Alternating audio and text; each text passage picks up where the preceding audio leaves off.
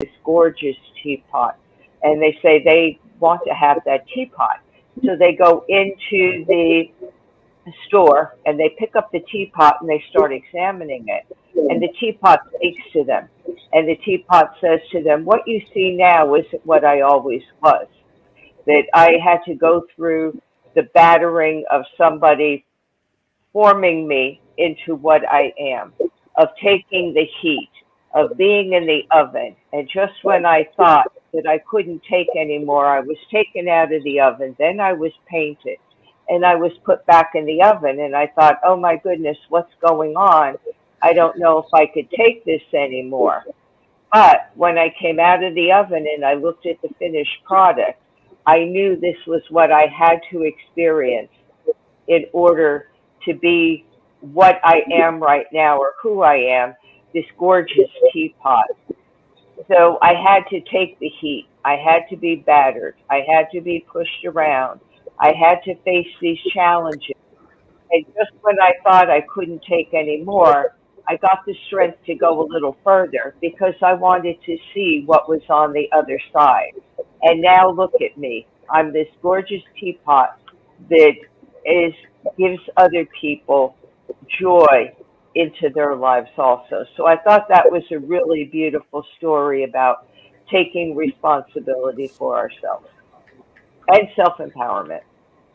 That is an excellent analogy. I really, really love that. It's the firing process. I remember in high school doing pottery and having to have the pottery go into the kiln, I believe it is, and it getting fired up. And it is two processes because you have to one, you have to put it in it so that it's hard to just like you said, you have to paint it and then you have to put it back in so that it has that shiny finish to the paint. So just understanding that process and knowing that even scripturally, I'm crazy for the Lord. So scripturally, it says we go through the fire.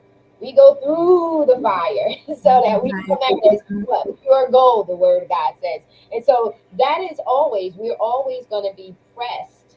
And that's why it's so important for us to for the self-awareness is become conscious. What we talked about in our past interview, Teresa, coming into that place of consciousness, awakeness, so that we are aware that we are just not existing, but we're being proactive in this journey called life, and that we're showing up in a place.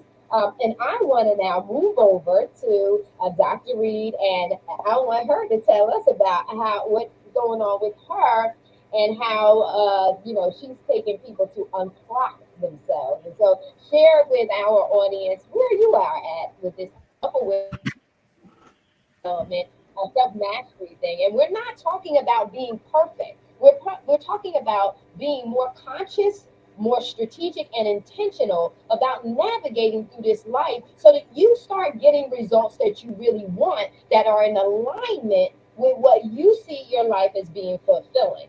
And so, Dr. Reed. Well, Teresa, thank you so much for setting this up so eloquently. And Marissa, thank you for having me. The P alliteration is my thing. And so moving from people from panic to empowerment is how I spread the message about self-awareness, because eventually self-awareness leads to self-mastery, right? You go to self-awareness, self-discovery, and then self-mastery. And for that reason, I'm going to be dropping my new book, From Panic to Empowerment, Thrive Beyond 40, for women in that age bracket and how they can discover their purpose for holistic wellness, spirit, mind, and body. And that's what I believe that Teresa was referring to. We have to connect and be on our own journey and connect it from an internal perspective where you're acknowledging that you have a spirit, you have emotions, you have processes, you have belief systems, and in order for you to move and shift into a new reality, you have to assess all those pieces of yourself and see if they align. And here's my catchphrase: I teach my clients to align with the highest version of themselves that holds the person their purpose. And what's in that person on the other side of alignment is all of the wisdom that you accumulated over the years that now it's time for you to reflect on, for you to pull out the wisdom and leave the pain. And as you do that, your journey actually does become your own, because you can see there are a lot of similarities in other people's lives, but you can say, but for me, this is how it works. For my experience, this is how I'm able to make sense of my world. And when I make sense of it, I am aligned with the highest version of myself. And I can move on into the sunset and have this fabulous life, right? I believe that women over 40 deserve have the best life ever. Okay, I'm over 40, so I'm being biased, but here's the truth. We've given the first half of our lives to everybody else, right? The second half, you must grab all of the rest of your resources and live you unapologetically and without guilt, because that's the only way you're going to have a filled life on this journey of self-discovery leading to self-mastery. Because why did God give us breath? Like, what are we here for? Because once you get to that level of self-mastery, then you can kind of flow into what your purpose is, right? I know all of us on the panel we didn't say, oh, I know my purpose is going to be a holistic heart specialist, or I know my purpose is going to be, a publisher. No, we evolved into these pieces of ourselves. We evolved because we embraced the things that started to work and click, that alignment. And we started giving ourselves permission to throw the stuff away that didn't work. And then we stopped listening to other people's opinions about what should work and shouldn't work for us. Because I know, Teresa, you'll probably say this, when you listen to other people, it gives you heart palpitations, right? Especially when it doesn't sound right with what your spirit is telling you, right? Your spirit is telling you one thing, and you have somebody in your ear, saying what they want to say, and you're anxious and you're upset because you don't know which way to go. But I'm here to tell you, women over 40 rediscovering themselves from empowerment. In my new book, I teach you how to unclock yourself, and the unclocking says, when you listen to the still small voice within you, it is never wrong. And because of that, you can expect better health, especially better heart health, right? You're not on this crazy roller coaster ride. Should I listen to this? Should I listen to that? Should I listen? No, just listen to yourself and be confident that you know the right path for you, but you have to shut out the clatter, shut out the noise, and be still sometimes. Be still and know, right? From that perspective, self-discovery, self-mastery, self-healing, anything self is so at your fingertips. It's right there. Just grab it. But here's the thing. You probably need to connect with a professional to help you, like Teresa. She can help you with the heart stuff. But if you need a coach or a naturopathic practitioner to help you spirit, mind, and body, reach out to me, because you can't do this by yourself. You hear us talking, it sounds really good, and you think you can do it by yourself, but you're only wasting time when you try. And so you might as well just hop on and get some support, because no man is an island. We all need each other. I have a few mentors that I lean on and say, help, I need help. I don't know what I'm doing. That doesn't mean I don't know what I'm doing in my life. It just means I don't know what I'm doing in this particular area.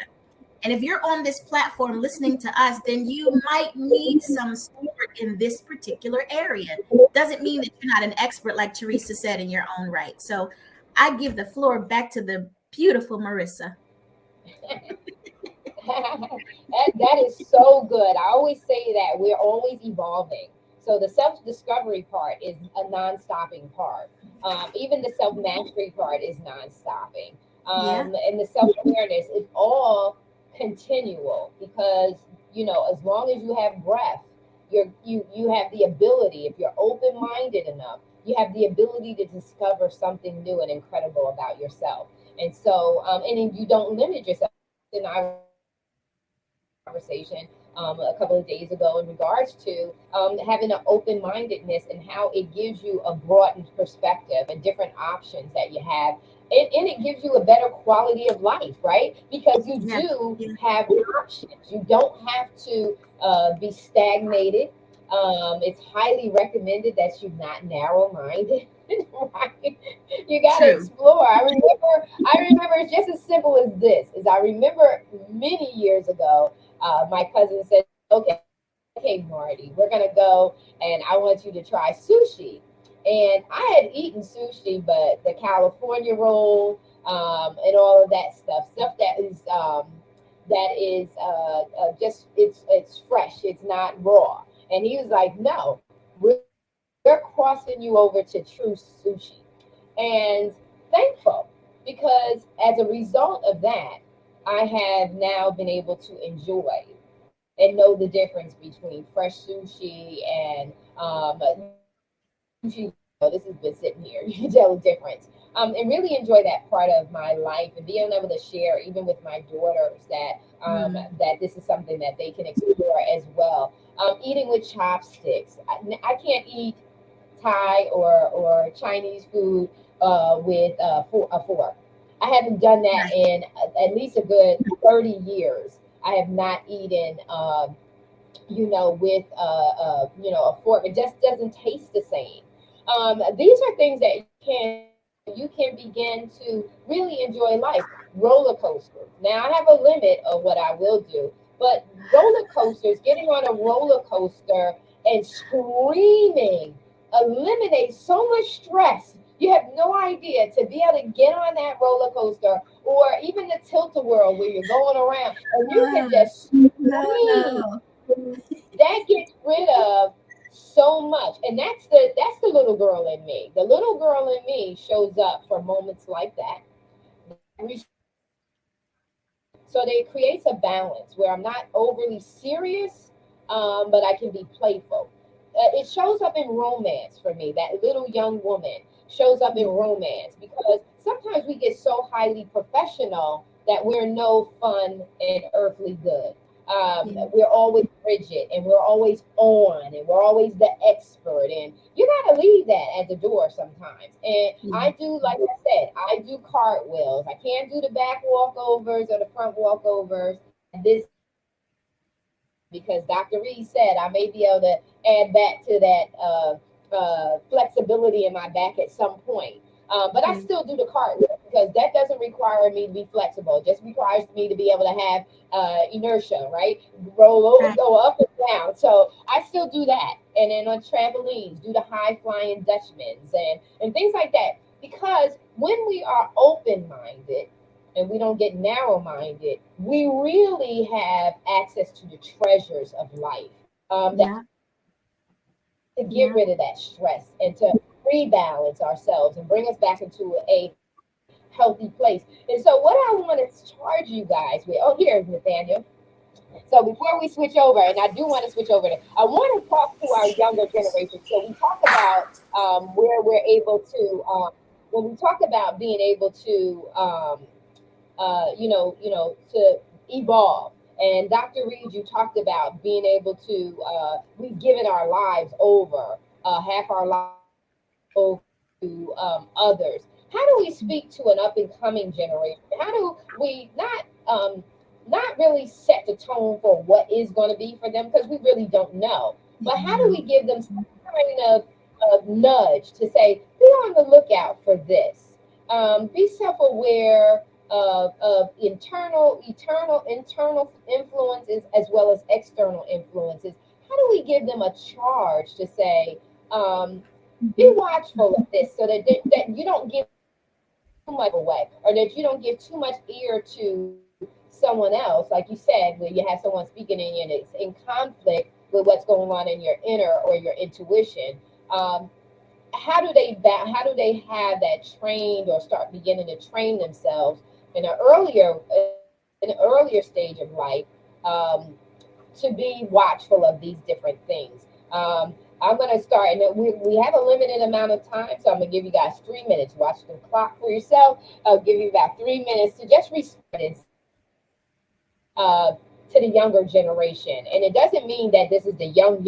I mean to the 20 or to the 30-year-old. It just may happen to catch our interview. How do you speak to them and say, this is what you need to be on the lookout? Because when you're on this side and you start thinking about woulda, shoulda, coulda, I want you to just kind of, if you can eliminate, or lessen the probability of speak to them. I'll let you go, Dr. Reed, first, and then we'll go to Teresa, and then Nathaniel. If you got everything I just said, we'll digress to you. Dr. Reed. I love this topic because my children are that age. My children are 36, 35, and 30. And so we actually had a conversation uh, earlier this week about the nuances of the things that we take for granted. And this, I'm sure that Nathan can speak to this more eloquently, but I was teaching my daughter and my son-in-law about the importance of what goes into an escrow, right? What's in the escrow account? It's not just the mortgage, it's the homeowner's insurance, it's the taxes, and all those things have to be figured into the cost of a mortgage. And so I brought that up because I noticed that young people see the broader picture of things. They say, I want to be rich, I want to be an entrepreneur, I want to be healthy, I want to be this, but they don't have the parts of it that makes that big pie.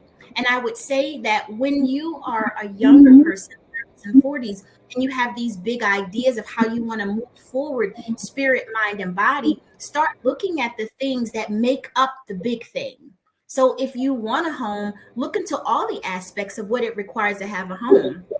The escrow, whether you're going to choose a home that has landscaping, are you going to factor in the cost of a landscaper or a tree cutter or somebody to cut the grass when you can't? You know, these are the things that are important. If you really want to be healthy, and that's my wheelhouse of experience, then you have to start considering that, wait a minute, my body is like any other body, and I have to take care of it even though I'm younger, because I don't know when my behavior is going to have a deleterious effect on me. At 36, I can have a heart attack, right? At 42, I can have a stroke. So we need to look at the little pieces of what goes into life instead of only looking at the bigger picture. Because I think as we got older, that's what we start to focus on and realize we hadn't focused on it as a kid, right? I want to be healthy. I want to eat good. I want to be but I'm still eating pizza. But it has broccoli on it. Well, but what about the gluten in the pizza, right? So it's the little things. I think the little things add up to be big things, and big things add up to the things that we're not prepared to handle. And so that will be my advice to the younger people. That's excellent, excellent, excellent. Marissa, you're up. Okay, I think my advice to younger people is everything starts from within. And by that, I mean your inner knowing, your inner self, developing your intuition, listening to that voice in your heart. And I truly believe that everything starts in the heart because the heart gives and sustains life. And even babies, animals, before they're born, they're all connected to a heartbeat. It's their mother's heartbeat that they're connected to. So that heartbeat becomes important to us. Our heart becomes important to us. And unfortunately, we don't look at things until it becomes a problem. So if you're 20 years old, you're not looking at heart disease, you're not looking at these things, but you're also not looking at what is right with the heart. And I've said this many times, in medicine, we seem to dwell on the illness and the disease rather than what is right with things. So as young people, I would tell them to really start honing in on the voice of their heart, to sit quietly, to place their hand over their heart, to get familiar with their heartbeat, to make that connection physically, then emotionally, by bringing their emotions into their heart and sitting with those emotions rather than being reactive. Be proactive, sit with the emotion, and spiritually, that inner knowing. We're all connected to something higher than we are. And it doesn't matter what you believe that something or someone is. What matters is that there is a power higher than us in this vast universe, and we can't do everything alone. And once we could tap into our inner voice, we're in our heart, we're tapping into that higher power. And then we have a guide as to where we'll be leaded. So I think that's the important thing. Diet, exercise, sleep, all those things are important. But at the same time, you have to start with yourself. Everything starts within. So if you're not taking care of your inner self, being who you are, listening to that voice in your heart, being quiet, a couple times a day, even if it's for 5 minutes, and really tuning into yourself and tuning into your body. Those other things you're doing on the outside aren't going to work as well because now you're taking your body out of balance and you're relying on something outside of you to do the work rather than inside of you. We all have to do that inner work. And that's the hardest part, whether it be your finances, weight loss, anything. It all starts with you. It all starts with taking the responsibility for it, whatever it is, and then working on your inner self to improve yourself, to then be guided and use what's outside of you then as an addition and a supplement to help guide you along. So that's what I would say. That's excellent. And you know what I think about too, and I think about myself. It's like I learned many years ago that what's very, very important is to not start my day in a rush. And so Mm, sometimes when we have children, we have household, or even when we're young, because I had my children young. So in my 20s, I had children. So for me, it was just, it wasn't until later on that I said, it is so important for me to start off my day in calm, not to mhm, start off my day all over the place. And I'm a mhm, nicer person. I'm a nicer person when I've had my morning me time. Guess what? I always wanted to wake up early. So now today, I've been waking up early for many, many years now. And it makes a difference on how I start out my day and how I show up throughout my day. I have to sit and have a cup of coffee and watch the news. It's a must in the morning. It's a must for me because it calms me into my day. And then it's early, so there's no lights, it's dark outside, it's still dark outside, and da da da da. So mhm, I mhm, get into my work environment, or back in the day when I went into the office, I can handle crises. Why? Because I'm a wait. And so that is one of the things I charge young people to do is don't look at it like, oh, it's a routine. No, it's intentional. What do you need to do first thing in order for you to set the course of your day? That's something really, and you may not know that right away. It doesn't matter. But because you're now conscious of a need to address that, start figuring it out. Start looking for ways that resonate with you and feel the most authentic and organic to you. And figure out what is most important for you. I have to have a nice space. In order for me to function, I have to have order. Everything around me has to look nice. It has to be clean.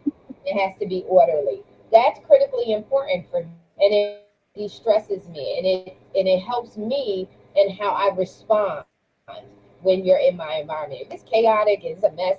I don't like that. So mhm, I like mhm, everything to be nice, neat, and orderly. It's not perfect.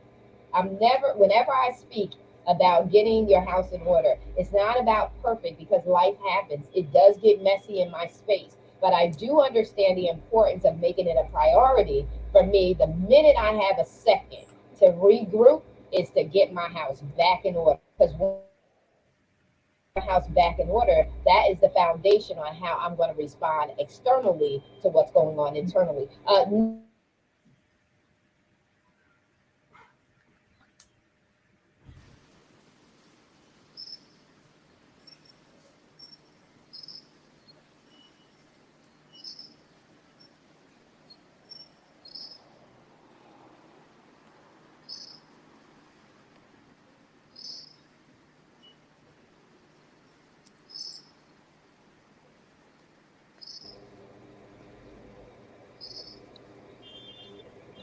Teresa, Nathaniel, yes. yes.